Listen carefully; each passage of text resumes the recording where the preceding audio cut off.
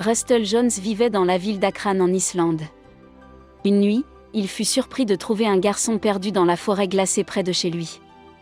Le matin venu, il découvrit toute la vérité sur le garçon que ses mains avaient enlevé.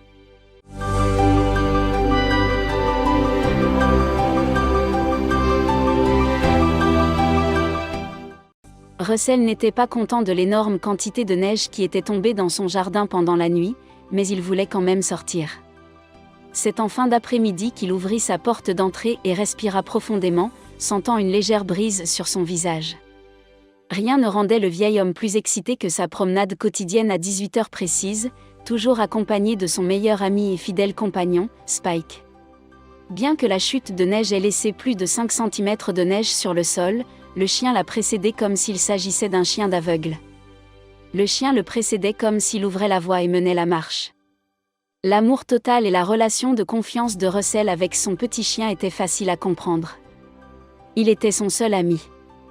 Après la mort de sa femme et la perte de sa fille unique Holly, sa fille a vraiment été une bénédiction tardive dans la vie puisque ses deux parents avaient déjà plus de 40 ans.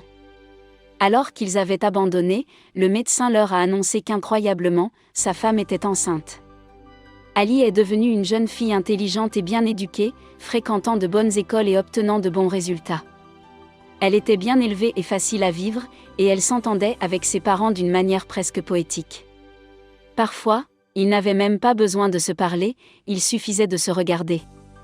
Ils savaient exactement ce que l'autre pensait. Cependant, c'est à l'université que les choses ont commencé à changer pour la famille. La vie théorique qu'ils avaient vécue touche à sa fin. Les nuits agréables ont cédé la place à des matins stressants lorsque les parents d'Holly, sans nouvelles de leur fille pendant la nuit, ne savaient pas où elle se trouvait, ni qui elle était avec ses bonnes notes qui ont progressivement chuté au point qu'une réunion à l'école a été programmée. Soudain, la douce Holly s'est transformée en une jeune femme à l'esprit têtu, qui se rendait toujours en cachette à des fêtes et ne communiquait pas bien avec ses parents. Tout cela n'est pas arrivé du jour au lendemain. Il y avait pourtant une raison à cela. En fait, le changement de comportement de Holly avait un prénom et un nom, Devon Wallace. C'était son nouveau petit ami, de l'avis de ses parents, le véritable responsable du changement de comportement de la jeune fille et du gâchis que sa jeune vie était en train de devenir. Devin, qui n'avait jamais travaillé de sa vie et avait échoué à l'école 3 années de suite, avait été le plus fort d'Holly lors d'un match de hockey, lorsqu'il avait marqué un but et l'avait dédié à la plus belle des filles parmi les spectateurs. Mais il savait depuis le début que ce jeune trublion n'était pas un bon choix. Après tout, depuis qu'ils ont commencé à se fréquenter, Polly a cessé de vouloir étudier, travailler ou même être proche de ses parents. Elle n'aspirait qu'à l'aventure et au voyage, ce que la petite ville islandaise d'Akran ne peut lui offrir. À sa majorité, elle a donc décidé de parcourir le monde, de dire au revoir à ses parents et de tenter sa chance avec son petit ami Devon.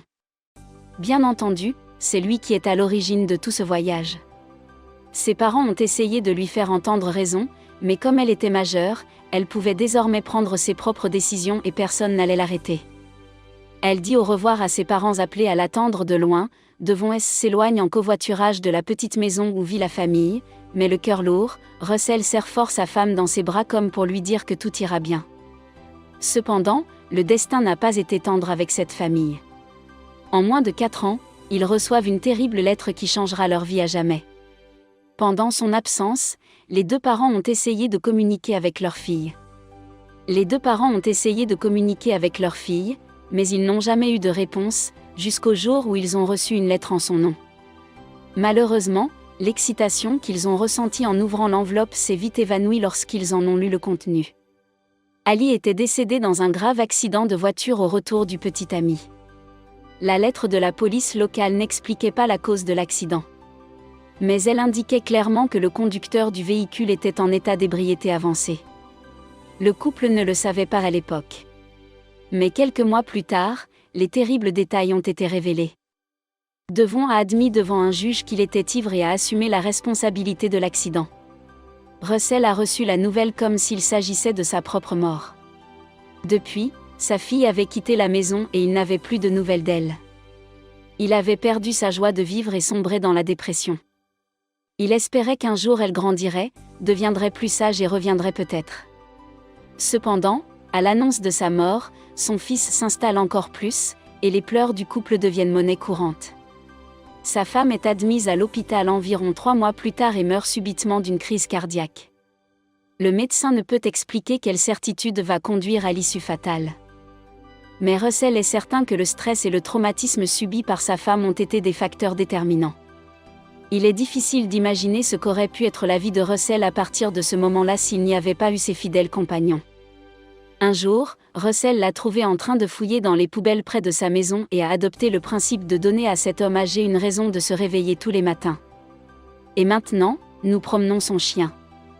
Russell a pu oublier ses problèmes, mais ce jour-là, Spike a soudain dressé les oreilles et s'est mis à courir devant lui.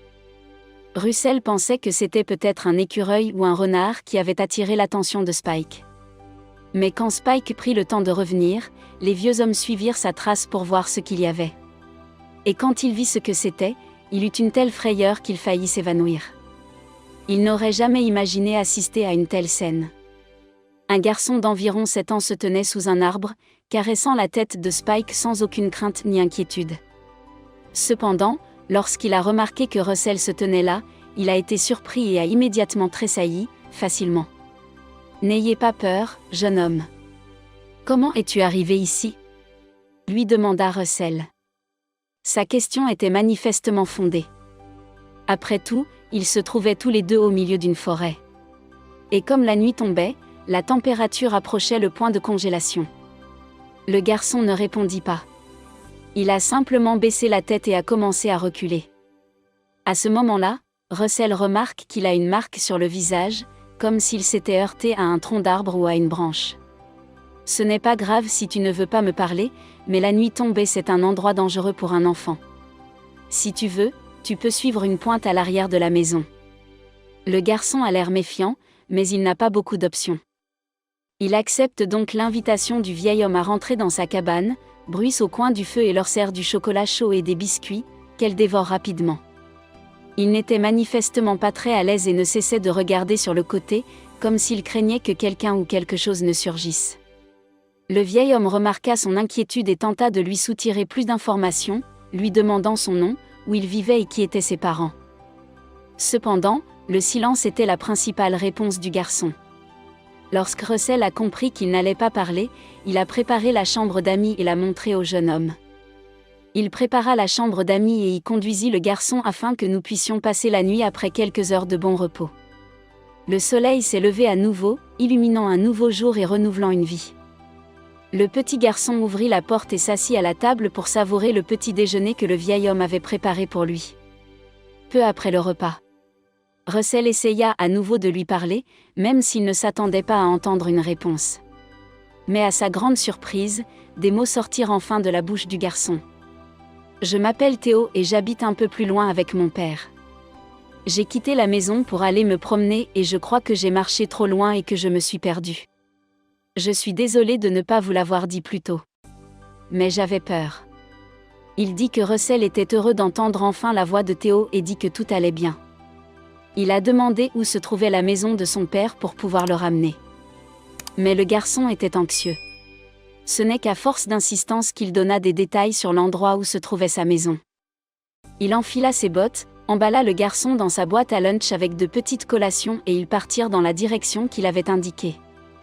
Après 40 minutes de marche, ils ont finalement atteint la maison de Dills où Russell s'attendait à être accueilli par un père inquiet. Il frappa à la porte et sonna, mais personne ne vint.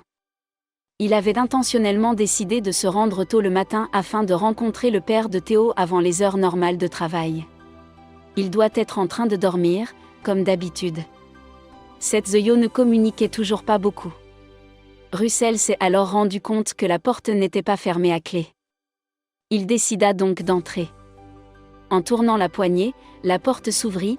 Russell n'aurait normalement jamais pénétré dans la maison de quelqu'un de cette façon, mais il considérait la situation comme une exception, et il décida donc d'entrer pour chercher le tuteur de l'enfant. Dès qu'il entre, il constate que presque tout est couvert de poussière et d'ordures. Il y a des bouteilles d'alcool éparpillées un peu partout, des boîtes de pizza et des restes de nourriture en conserve. Russell entre prudemment et découvre un homme allongé sur le canapé au milieu de toute cette saleté. L'odeur de l'alcool imprégnait non seulement la pièce, mais aussi l'homme allongé. C'est lui. C'est mon père, dit Russell au garçon, qui était en état de choc. Avant que vous ne puissiez penser à ce qu'il fallait faire, l'homme allongé sur le canapé s'est réveillé. L'homme allongé sur le canapé s'est réveillé. Qu'est-ce que c'est que ça? Qui êtes-vous et que faites-vous dans ma maison? Comment es-tu entré ici, vieil imbécile? Demanda-t-il.